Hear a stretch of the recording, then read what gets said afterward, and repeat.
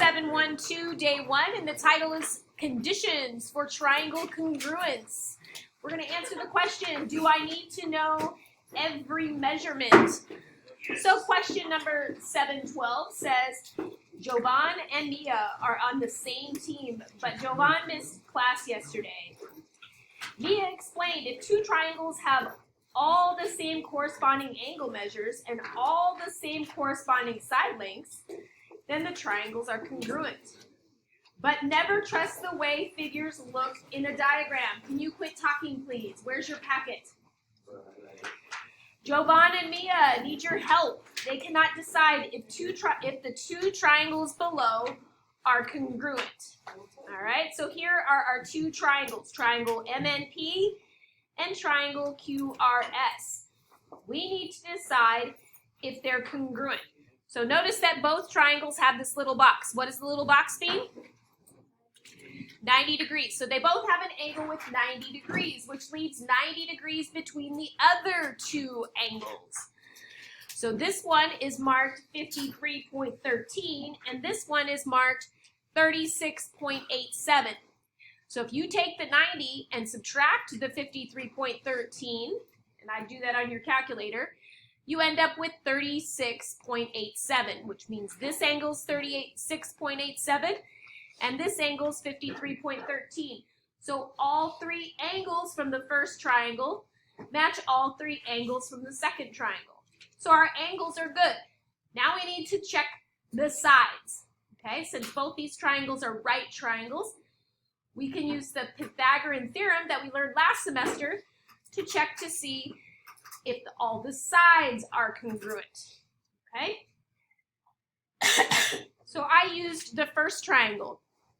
I know that opposite the right angle is the hypotenuse. That goes in for C. So 35, and I square it, goes in for C. The other two sides are the leg. This leg I know, it's the 28, so I'm going to square it. This side I don't know, I'm going to call it X, and I'm going to square it, okay? Then you take your calculator and you multiply 28 times 28, or you use the little square button if your calculator has one, and you'll get 784. Then you're going to square 35. You do that by multiplying 35 by 35, and you'll get 1,225. You're going to take, you're going to do the inverse operation of adding 784, which is subtracting 784 from both sides, which gets you 441. Then the inverse operation of squaring is square rooting, not the same as dividing by 2. So if you don't know where the square root button's at on your calculator, have me show you. But you're going to take the square root of 441, which is 21.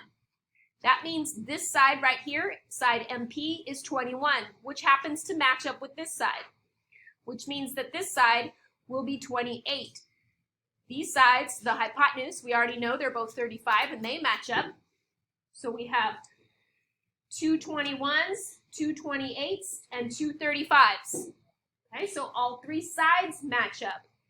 Are the triangles congruent? You're going to say yes. The three sides of the first triangle are congruent to the three sides of the second triangle, and the three angles of the first triangle are congruent to the three angles of the second triangle. Part B says Jovan is confused. If the triangles are congruent, there must be a rigid transformation that maps one triangle onto the other. Even though these triangles have the same angle measures and side lengths, they can't be congruent. There is no way to make the corresponding side map onto each other with rigid transformations. Okay? Is Jovan correct? Is it possible that these are two triangles that have the same angle measures and the same side lengths, and yet they are not congruent? He is not correct. Okay?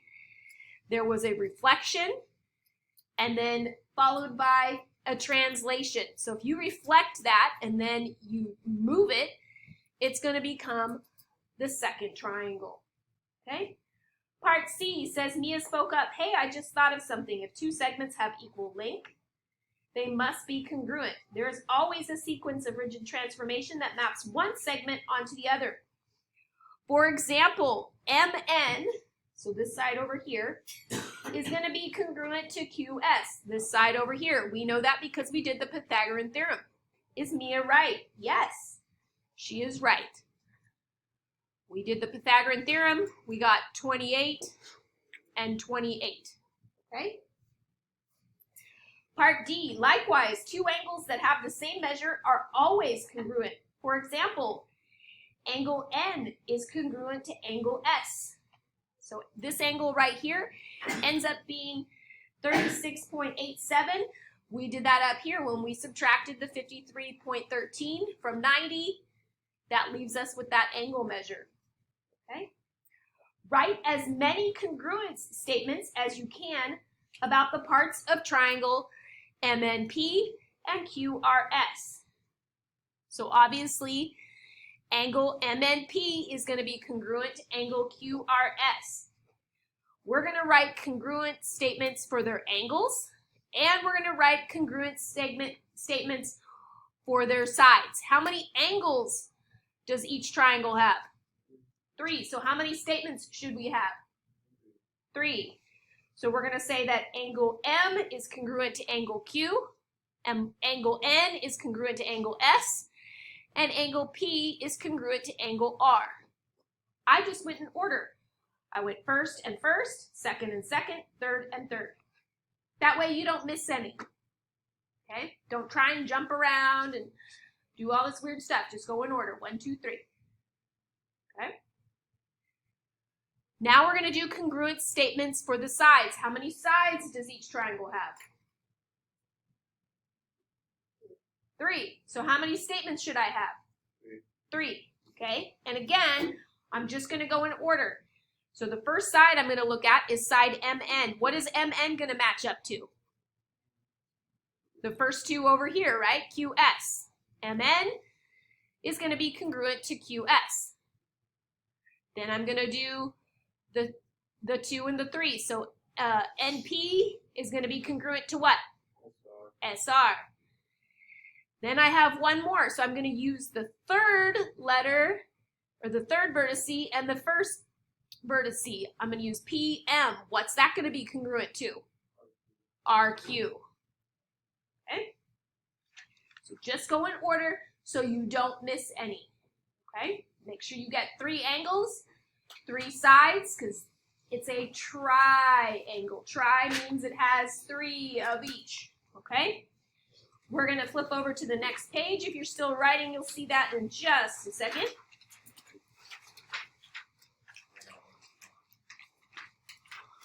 All right, question 13 says, how much is enough? Jovan is tired of determining all the angle measures and side lengths to determine if 2 triangles are congruent. I don't think I need to find all of those measurements. There must be an easier way, he thinks. What if all I know is that all the angles are congruent? Does that mean the triangles must be congruent? Part A. Start by making a prediction. Do you think 2 triangles must be congruent if all three pairs of corresponding angles are congruent? So on your paper, you're going to write what you think. What do you think? Are they going to make a triangle, or are they not going to make a triangle? So after you've made your prediction, you're going to experiment with Jovan's idea. So you're going to go to your ebook onto the CPM website, and you're going to go to the student e-tool. You're going to see if you can make another triangle with the same angles that is not congruent to your original triangle. You're going to draw the 2 triangles, and then you're going to answer part C, which asks if Jovan's method of comparing only the corresponding angles measures a good way to determine if the 2 triangles are congruent. And you're going to say no. Question number 14 used to have an e-tool and no longer does, so we're going to skip question number 14. But here's how you go to the ebook. You're going to log on to the website.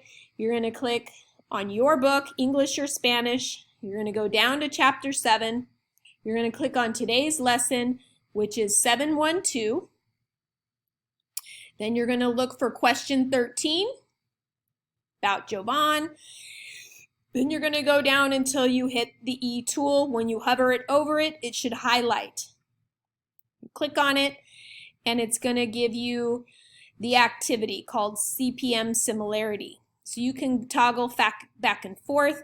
You can move the triangles over if you want. And then there should be another triangle. Where is it? Oh. You're going to follow the directions that are under the question mark. So the question mark, and then you're going to click next, and it's going to walk you through the steps of what it wants you to do. Ultimately, you're going to answer the question that says, can you make another triangle with the same angles that is not similar to your original triangle? Can you create any two triangles with the same 3 angle measures that are not similar? You can hide things and show things by clicking around, but mainly you want to follow the directions that are under the question mark.